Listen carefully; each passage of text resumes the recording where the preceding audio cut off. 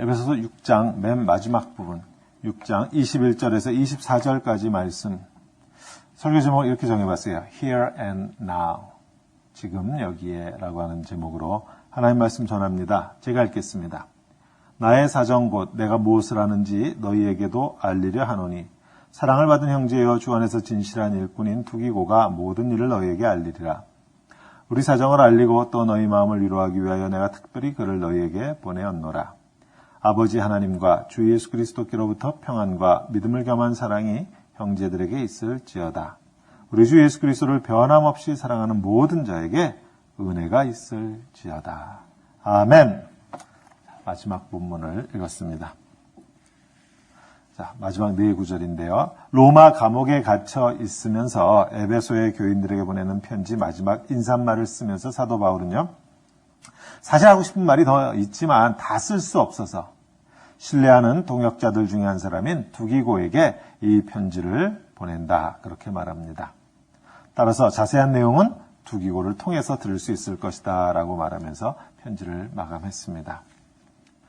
에베소, 사도 바울의 햇수로 3년을 사역하면서 교회를 개척했던 지역이죠.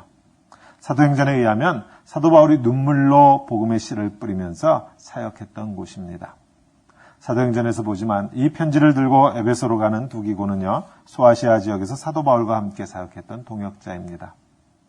근데 에베소서 이 맨 마지막 부분을 읽으면서 우리가 꼭 알아둬야 할 게 있어요. 에베소서 이 마지막 부분하고요, 소아시아의 또 다른 교회였던 골로새 교회 보낸 편지, 골로새서라고 있죠. 골로새서 마지막 부분이 매우 유사합니다. 골로새서 맨 마지막 부분을 함께 보셔야 돼요. 에베소서 마지막을 보실 때는요. 골로새서 4장 7절, 8절 봅니다. 에베소서 다음은 빌립보서고 빌립보서 다음 골로새서죠. 골로새서 4장 보세요. 4장 7절, 8절은 이렇게 되어 있어요. 두기고가 내 사정을 다 너희에게 알려주리니 그는 사랑받는 형제요 신실한 일꾼이요 주 안에서 함께 종이 된 자니라. 내가 그를 특별히 너희에게 보내는 것은 너희로 우리 사정을 알게 하고 너희 마음을 위로하게 하려 함이라. 아멘. 비슷하죠? 소아시아 지역 안에서 에베소에서 그리 멀리 떨어지지 않은 골로새에 있는 교회에 편지하면서 사도 바울이 에베소에 썼던 내용과 유사한 내용으로 편지를 마감합니다. 에베소서나 골로새서나 마지막이 비슷한 구절이 들어갔어요. 내가 신뢰하는 동역자 두기고가 이 편지를 가지고 너희 골로새 교회에 가는데 내가 말로는 다 전할 수 없는 자세한 것들을 너희에게 전하고 너희를 위로할 것이다. 이렇게 마감합니다. 자, 그 당시에는 지금처럼 이메일이 있었던 것도 아니고 우편 지도가 발달한 것도 아니고 서신 왕래가 쉽지 않은 시대였는데 또 사도 바울이 옥에 있으면서 여러 번에 걸쳐서 편지를 보냈을 것이라고 생각하기도 쉽지 않습니다. 따라서 아마도 에베소서하고 골로새서를 함께 들고 두기고가 소아시아 지역으로 간 것은 딱 한 번 있었던 일이었을 것이다 라고 추측할 수 있어요. 이거 들고 한 번 가고 저거 들고 또 한 번 가고 그런 것이 아니고 두 편지를 같이 들고 갔었을 것이다. 우리가 그렇게 추측합니다. 사도 바울이 에베소서에 보내는 편지를 일단 하나 썼어요. 그리고 나니까 골로새에 있는 교회에도 또 편지를 좀 써야 될 것 같아. 그래서 거기도 편지를 쓰고 두기고를 불러서는 소아시아 지역에 가서 에베소에 이 편지 먼저 전하고 그 다음에 다시 골로새에 가서 저 편지 전하라. 하여튼 이런 식으로 했었을 것이다. 우리가 그렇게 추정할 수 있습니다. 근데 그 다음에 이어지는 골로새서 4장 9절 말씀을 보면은요. 아마도 두기고는요. 에베소서와 골로새서 외에도 또 다른 편지 한 통을 들고 소아시아 지방에 갔을 것이다. 우리가 또 그렇게 추정할 수 있어요. 4장 9절은 이렇게 되어 있어요.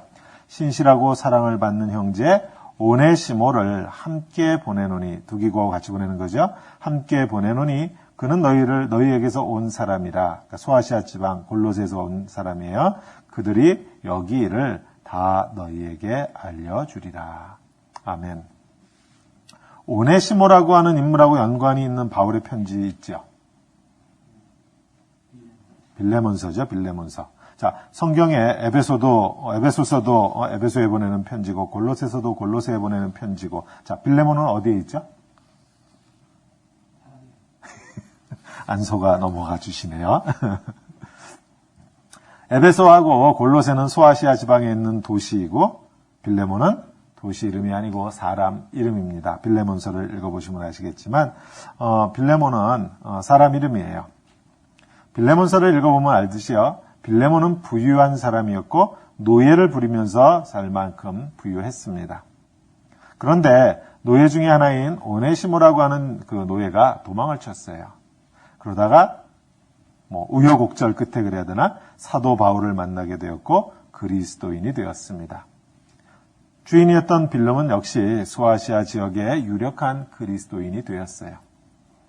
그래서 사도 바울이 자기와 함께 있는 이 도망친 노예인 오네시모에게 편지를 한 장 써주어서 주인인 빌레몬에게 갖다 보여주라고 돌아가라고 그럽니다. 근데 혼자 보내기가 그러니까 소아시아 지역으로 가는 두기고와 같이 동행하도록 같은 지역으로 가니까 그렇게 했던 것이에요. 물론 빌레몬에게 보내는 편지 내용은 도망쳤던 노예 오네시모가 예수 그리스도를 믿게 되었고 사도 바울이 내가 보증하니까 중용하라 용서하라 그런 내용입니다. 따라서 결론적으로 에베소서 맨 마지막 부분을 읽으면서 우리는 모두 세 편의 바울 서신을 떠올려야만 돼요. 두기고 편에 보내는 편지가 에베소서 외에도 골로새서가 있었고 두기고는 혼자 가는 것이 아니고 오네시모라고 하는 도망친 노예와 함께 소아시아 지방 특별히 골로새를 향해서 떠났습니다.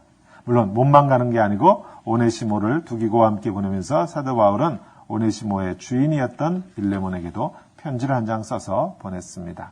이렇게 해서 세 편의 바울 서신이 성경에 들어가게 되었어요.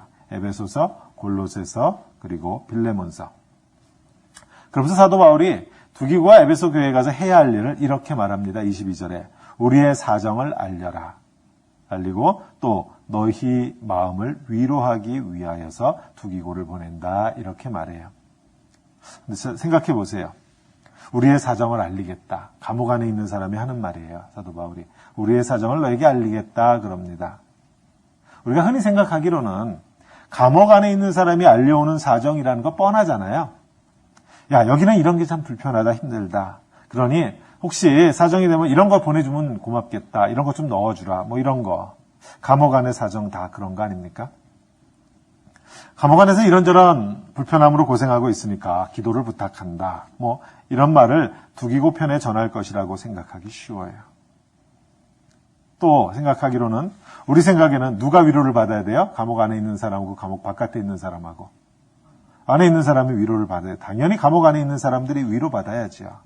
복음을 전하는 사명을 감당하다가 감옥에 갇혔다고 하니까 바깥에 있는 사람들은 당연히 감옥 안에 있는 사람들이 위로를 받아야 한다. 그렇게 생각합니다. 근데 사도 바울이 뭐라고 그랬어요? 감옥 바깥에 있는 에베소의 교인들의 마음을 위로하기 위해서 내가 두기고를 보낸다. 이렇게 말합니다. 두기고가 가서 자세한 내용을 전하고 나면 우리의 사정을 너희에게 알리고 나면 너희가 우리를 위로하는 게 아니고 너희가 위로받을 것이다. 이렇게 말하고 있어요. 우리의 생각하고 좀 다르요. 뭔가 우리가 상상할 수 있는 거하고 많이 다릅니다. 뭔가 우리가 감옥 안에 있는 사람들에게서 들을 것이라고 상상했던 말하고는 많이 다른 말을 하고 있어요. 사도 바울이. 우리가 앞에서 이미 보았지만요. 사도 바울에게 있어서 자신이 예수 그리스도 복음 전하다가 감옥에 갇히게 된 상황은 전혀 위로를 받아야 할 상황이 아니었습니다. 거기서부터 벗어나려고 발버둥 쳐야 하는 상황도 아니었어요. 단지 하나님께서 뭔가 뜻하신 일이 있어서 잠시 감옥에 있게 된 것이고 혹시라도 감옥 안에서 죽임을 당한다고 하면 즉 순교를 한다고 해도 그것이 하나님의 뜻이니까 일어나는 것이지 사람의 뜻으로 인해서 죽는 거 아니다. 그런 뜻이에요. 예수님도 그러셨잖아요. 빌라도의 권세, 너의 권세가 나를 죽이는 게 아니다 그러셨어요. 빌라도한테 예수님이 그러셨잖아요. 즉 사도 바울이라고 하는 이 사람은요. 감옥 바깥에 있을 때에도 하나님의 뜻을 추구했던 사람이고 지금 감옥 안에 들어와 있다고 해도 여전히 하나님의 뜻을 추구하는 사람이에요. 달라진 것이 없어요. 사람 생각에는 내가 지금 감옥 안에 있다고 하는 것이 불편하고 어찌 생각하면 이해가 잘 안 되고 어쩌다 여기까지 들어오게 됐을까 그런 생각이 없지 않겠지만 그러나 하나님 입장에서 보면요. 하나도 이상할 것이 없다라는 것이에요. 하나님의 입장에서 보면 지금 내가 여기서 뭔가 할 일이 있으니까 여기 있을 뿐이에요. 이것을 믿음이라고 합니다. 이걸 믿음이라고 그래요. 하나님이 우리가 뭐라고 그래요? 하나님은 전지전능하시다 그래요. 하나님은 만군의 여호와시다 그럽니다. 하나님은 온 우주를 지으신 창조주다 그래요. 하나님은 우리 한 사람 한 사람 머리카락까지도 다 세신다고 그래요. 하나님은 졸지도 주무시지도 않으신다고 그래요. 하나님이 허락하지 않으시면 참새 한 마리도 떨어지지 않는다. 우리가 다 그렇게 고백하잖아요. 수도 없어요, 우리의 고백은. 하나님에 대해서 우리가 고백하는 말은 정말 수도 없이 많습니다. 표현이야 이렇게 수도 없이 많지만 그러나 이 말들이 실제로 말하고자 하는 초점은 아주 분명하게 한 가지예요. 내가 지금 처해 있는 이 상황이 하나님의 실수가 아니라는 것이에요. 하나님이 실수해서 지금 내가 여기 이렇게 이런 상황에 처한 것이 아니라는 말이에요. 사도 바울이 지금 감옥 안에 있는데 그것이 하나님이 뭔가 실수하셔서 사도 바울이 감옥에 간 것이 아니고 하나님이 뭔가 목적하시는 바가 있으셔서 사도 바울이 지금 감옥 안에 있다라는 것입니다. 믿음이 뭔지 보이셔야 돼요. 믿음이에요, 이게. 우리가 지금 미국에 이민 와서 사는 것도 하나님의 실수가 아니잖아요. 혹 내가 뭔가 잘못 저지르고 혹 내가 뭔가 실수해서 그래서 어쩌다 보니까 미국까지 오게 되었다 치더라도 우리 입장에서 보면 그렇죠. 그러나 우리의 실수까지도 자기의 선을 위해서 사용하시는 하나님의 입장에서 보면요. 하나님은 실수하신 적이 없으세요. 나는 실수하지만 하나님은 실수하지 않으시고 나의 실수까지도 하나님 안에서는 선을 이룬다. 이것이 믿음이에요. 그러니까 잘못을 해도 좋다. 그런 뜻 아니에요. 실수해도 좋다. 그런 의미 아닙니다. 지금 내가 처해 있는 상황에서 우리가 바라보아야 할 것이 무엇이냐? 하나님께서 지금 나를 통해서 내가 지금 처한 상황을 통해서 무슨 일을 하고 계시는지 그것에 민감해야 한다는 것이에요. 지금 내가 처해 있는 상황에서 하나님의 목적을 찾으려고 하지 않으면 우리는 끊임없이 부정적으로 상황을 봅니다. 하나님이 뭔가 실수하셔서 내가 지금 이런 상황에 처했다고 생각해요. 지금 이 상황은 무조건 벗어나고 봐야죠. 그러니까. 부정적으로 생각하니까. 뭔가 내가 원하는 상황이 빨리 와야 축복이라고 생각합니다. 아니에요. 하나님이 선하시다면 내가 처한 이 상황도 선한 것이에요. 하나님이 선하시다면. 물론 우리 성도님들 중에는 지금 처해 있는 상황이 죽기보다 힘든 상황일 수 있어요. 혹 그러한 상황에 처해 있다 하여도 우리의 초점은 하나님은 지금 이 상황에서 내게 무엇을 원하실까 하는 것이에요. 하나님 지금 나를 통해 무엇을 하시려고 하시는가 그것이 우리의 초점입니다. 감옥에 갇힌 사도 바울이 그러했고요. 노예로 팔려가고 감옥에 갇히고 했던 요셉도 그러했어요. 예수님을 3번이나 부인했던 베드로도 마찬가지고 성경이 말하는 하나님의 사람들, 믿음의 사람들의 특징이 바로 이것입니다. 상황에 구애받지 않았습니다. 믿음의 눈으로 보면 모든 것이 하나님의 영광을 드러내기에 부족하지 않아요. 사람의 눈으로 보면 갈릴리에서 무슨 선한 것이 나올까 싶겠죠. 그러나 하나님은 이미 오래전부터 갈릴리, 사람들의 멸시와 조롱으로 버림받은 그곳을 하나님은 주목하고 계셨어요. 우리가 아무리 우리의 상황을 지옥같이 여겨도 예수님은 지옥과도 같은 십자가에서 하나님의 영광을 드러내셨습니다. 사람의 눈으로 보면 저런 자식놈에게서 뭘 기대할 수 있을까 싶지만 믿음의 눈으로 보면 어느 한 사람 하나님의 영광을 드러내기에 부족한 인생이 없어요. 내 아내도 그렇고 내 남편도 그렇고 우리 아이들도 마찬가지입니다. 감옥 안이 하나님의 영광을 드러내는 장소일 수 있다고 말하면 세상 사람들은 우리를 조롱하거나 미쳤다 그럴 것이에요. 감옥이 무슨 하나님의 영광이냐고. 하나님이 정말로 살아계신다면 어떻게 자기가 사랑하는 사람을 감옥에 보낼 수 있겠느냐 그렇게 말할 것이에요. 그러니 그들이 어떻게 십자가를 이해합니까? 하나님이 자기 아들을 십자가에 못 박도록 허락하셨다고 하면 그들은 그런 하나님 믿지 않겠다 그러잖아요. 왜 그래요? 모든 것이 내 중심이기 때문에, 내 중심으로 생각하기 때문에 그래요. 내가 편하면 그러면 하나님이 하나님 돼요. 내가 높아지면 하나님이 하나님 되지요. 내가 건강하고 장수하면 하나님이 하나님 돼요. 모든 것이 나를 중심으로 판단하게 되면요. 감옥이 어떻게 하나님의 영광을 드러낼 수 있고 십자가가 어떻게 하나님의 영광이 돼요. 나를 중심으로 생각하기 때문에 그래요. 그러나 보십시오. 오늘 성경 말씀이 누가 누구를 위로한다고 그랬어요? 감옥 바깥에 있는 사람이 감옥에 갇혀 있는 사도 바울을 위로하는 것이 아니고 사도 바울이 감옥 밖에 있는 교인들을 위로해요. 즉 하나님의 뜻을 쫓는 사람이 위로하는 사람이에요. 하나님의 뜻을 쫓아가고 있기에 내가 지금 처한 상황에 상관없이 세상을 위로할 수 있는 것이에요. 지금 누가 누구에게 평안을 전한다고 오늘 말씀을 그래요? 감옥 바깥에 있는 사람이 감옥가에 갇힌 사람에게 평안을 전하는 것이 아니고 하나님의 뜻을 쫓아가는 사람이 평안을 전하는 사람들이에요. 평안은 편안한 것이 아닙니다. 성경이 말하는 평안, peace, 샬롬은요, 내 몸 하나 편한 것이 아니에요.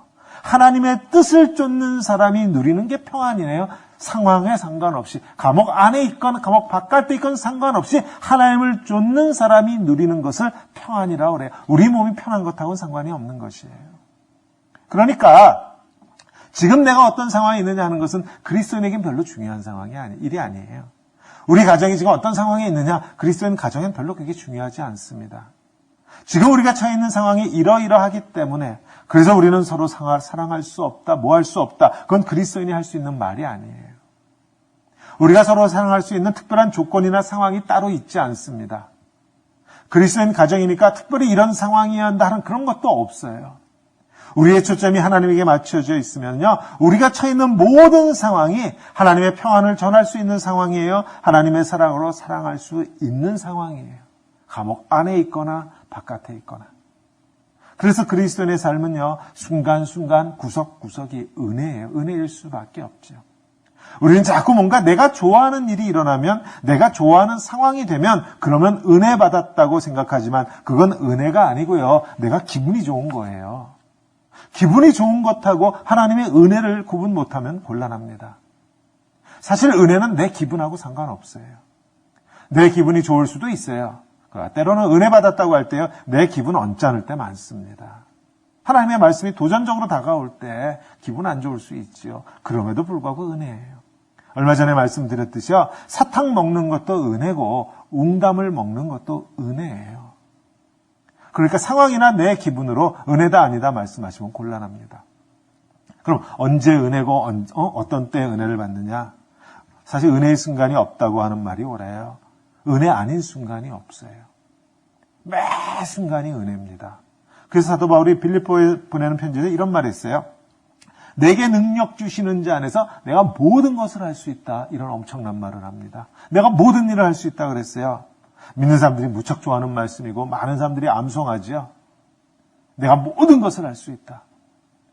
그러면서 우리가 두 주먹 불건 주지 않습니까? 내가 모든 거 할 수 있다. 정말이지 내가 믿음으로 모든 것을 다 할 수 있을 것처럼. 은혜를 받으면 그런 생각 들죠. 근데 그 자리를 벗어나 현실로 돌아오면 상황은 내가 원하는 대로 돌아가 주지 않고 그러면 또 짜증나고 분노하고 옆 사람에게 화풀이하고 내가 모든 것을 할 수 있다고 외쳐보지만 우리는 사실 이 말씀의 뜻을 오해합니다. 그런 뜻 아니에요. 주먹 불끈 주라는 뜻이 아니에요.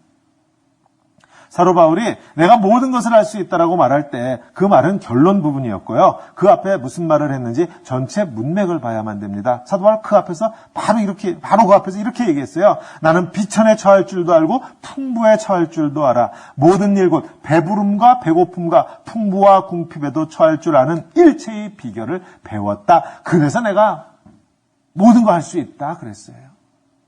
우리는 배가 부르면 은혜라고 그러고요. 배가 고프면 은혜가 아니라고 하지만 사도 바울은 한 번도 그렇게 말한 적이 없습니다.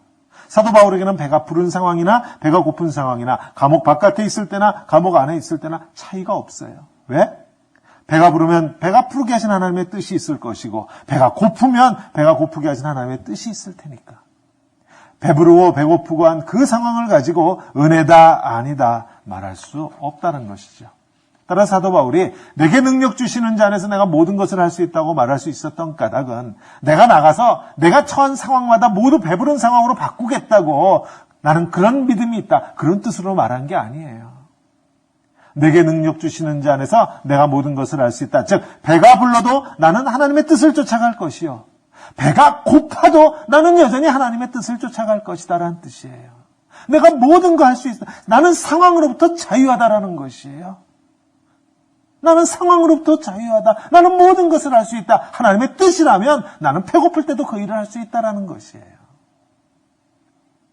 감옥 바깥에 자유롭게 있어도 나는 하나님의 뜻을 쫓을 것이지만 혹 내가 감옥 안에 있다 하여도 나는 여전히 하나님의 뜻을 쫓을 것이다. 성경이 말하는 자유고요. 자유인이에요. 자유인. 내가 처한 상황에 상관없이 나는 하나님의 뜻을 쫓아 모든 것을 할 수 있다. 내게 능력 주시는 자 안에서 내가 모든 것을 할 수 있다. 상황에 관계없이 나는 하나님의 뜻을 쫓을 것이다. 상황과 조건을 초월한 믿음의 고백입니다. 아내가 혹시 나를 좀 힘들게 해? 그래도 나는 하나님의 뜻을 쫓아간다. 그 상황에 붙들리지 않겠다라는 것이에요. 남편이 나를 좀 힘들게 해? 그래도 나는 하나님의 뜻을 쫓아간다. 그 상황에 내 발목을 잡지 못할 것이라는 뜻이에요. 근데 세상은 우리 교회 뭐라 그래요? 일단 그 상황에 벗어나면, 일단 네 아내가 변하고 나면 하나님의 뜻을 쫓아라. 내 남편이 변하고 나면 하나님의 뜻을 쫓아라 그럽니다. 교회가 이렇게만 되면 그러면 하나님의 뜻을 쫓아라. 교회가 이 모양이어서 나는 하나님 뜻 못 쫓는다. 그런 분들 많아요. 우리 아이들이 이렇게만 되면, 아니 비즈니스가 이렇게만 되면 나는 하나님 뜻을 쫓을 것이다. 이런 분도 참 많습니다. 아니에요. 하나님의 뜻을 쫓아 사는 삶에 지금 내가 처한 상황이나 조건이 방해가 되지 않습니다. 즉 우리는 지금 이곳에서 하나님의 뜻을 따라 살 수 있고요. 또 그렇게 살아야만 돼요. 따라서 그리스도인의 삶을 한마디로 요약하면 저는 오늘 이렇게 요약하렵니다. Here and now. 지금 여기에요. 지금 여기에서. 되돌아가 보자고요. 에베소서 저 앞에 가서 2장 14절 15절에 이런 말씀이 있었어요. 2장 14절 15절 유명한 말씀입니다. 그는 우리의 화평이신지라. 둘로 하나를 만드사 원수된 것 곧 중간에 막힌 담을 자기 육체로 허시고 법조문으로 된 계명의 율법을 폐하셨으니 이는 둘로 자기 안에서 한 세 사람을 지어 화평하게 하시고. 유명한 말씀이에요.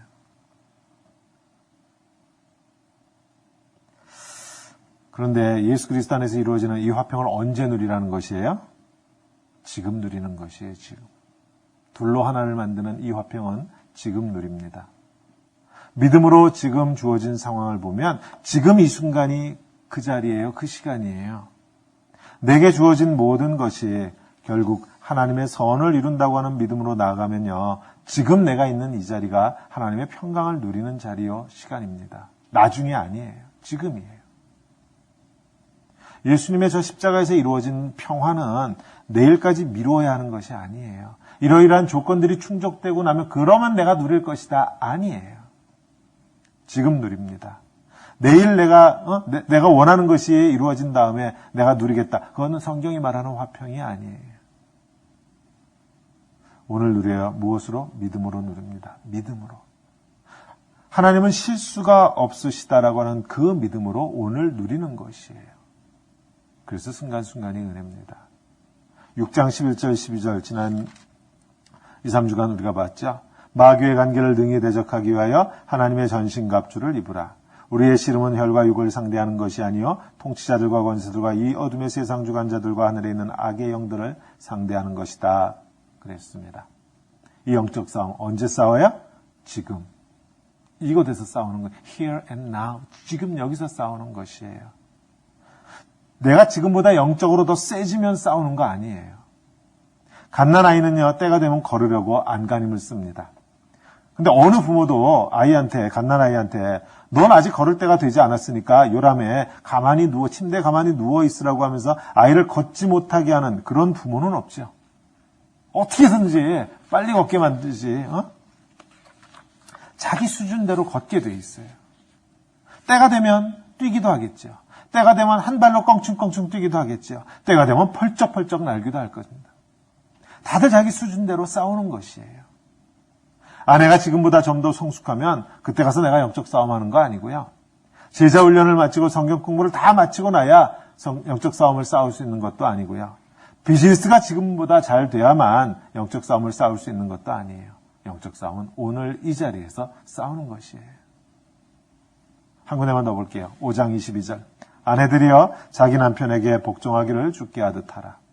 25절. 남편들아 아내 사랑하기를 그리스도께서 교회를 사랑하시고 그 교회를 위하여 자신을 주심같이 하라. 5장 33절.